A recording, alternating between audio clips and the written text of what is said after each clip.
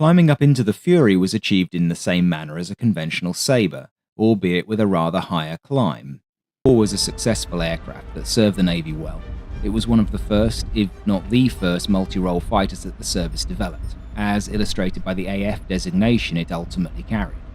When armed with sidewinders and bullpups, it could conceivably switch from striker to fighter mid-mission like a proto-Hornet, and be effective in both roles. A major plus point of the Fury against almost every contemporary Navy fighter is that it worked as advertised. Its engine gave the power it was designed to give, and was robust and reliable. Its aerodynamics worked well and led to few vices. It served against Sky Knights, Cutlasses and Skyrays, each of which was a major disappointment in some way or other. Main armament remained 4 Mark 12 20mm cannons, however the fitment of increased armour to protect the pilot reduced the number of rounds carried from 648 to 576. These were now aimed straight down the roll axis, eliminating the supposed pre-aiming innovation that had blighted the 2 and 3. All 4 were wired for sidewinders. The nose intake had already been deepened by 3 inches on the FJ-3 to provide greater airflow, and this larger intake was retained.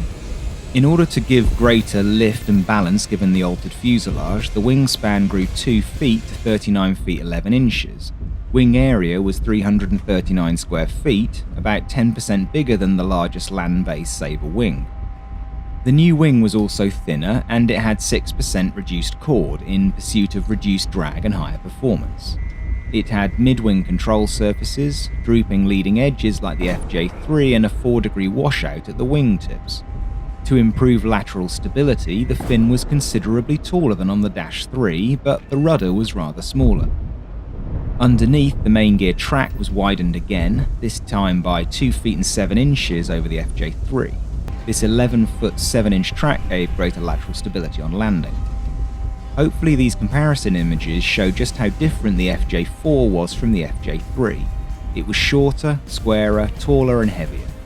Although it looks broadly the same, the FJ-4 is really a different aircraft with everything except the engine changed.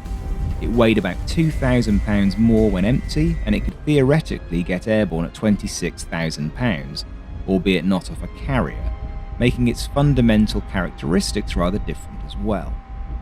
The first prototype flew on the 28th of October 1954. The first examples of an initial 132 aircraft began rolling off North American's production lines in Columbus in February of 1955. Fully loaded, it would take off at 135 knots. The cockpit would be left open by the vast majority of pilots, as the ejector seat wouldn't work low and slow. If you went into the sea, you'd want to be able to get out in a hurry. Buffeting was limited with the hood open, although you'd not want it open above 140 knots.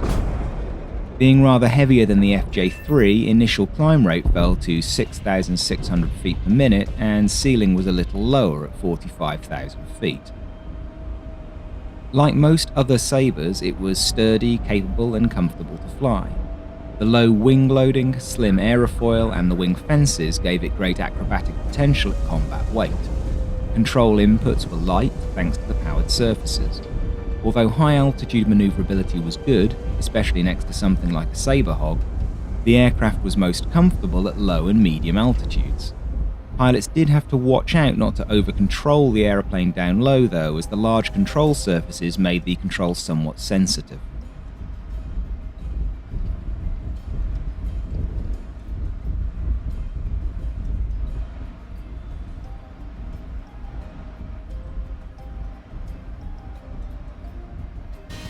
Bravos were also fitted with an additional pair of speed brakes on the fuselage to increase their low-level attack accuracy with conventional weapons. The cockpit was roomy and comfortable. Basic ergonomic aspects like seat height adjustment were well conceived so that the pilot could get into the best position to control the jet. Visibility was exceptional, although the pronounced spine reduced the view behind and below just a little. The last would be delivered in May 1958. Which I believe makes it the last US-produced Sabre off the line. 10 Navy attack squadrons flew the FJ-4B, which was designated AF-1E in 1962. Service life was extraordinarily short. Phasing out of the early FJ-4s began at the same time as production was ending. it was completely off carrier decks and into the reserves by late 1962. VA-216 Black Diamonds was the last squadron to fly it operationally, putting its Furies ashore when the Hancock anchored in San Francisco on October 7, 1962. The Black Diamonds actually came as close as anyone to using the FJ-4 in combat. They deployed on the Bennington to the Formosa Straits during Chinese communist shelling of nationalist islands. If the deterrence hadn't worked, then it would have been pitted against MiG-17s, an aircraft that the Fury had a number of advantages on performance-wise. Embarked on Lexington and then Hancock, VA-216 then went to South Vietnam, supporting marine landings in Thailand that were intended to discourage Pathet Lao forces encroaching over the border.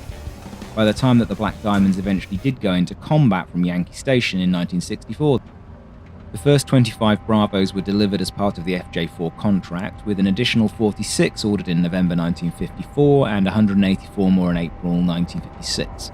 Eventually only 222 would be delivered as the final 33 were cancelled in favour of supersonic types.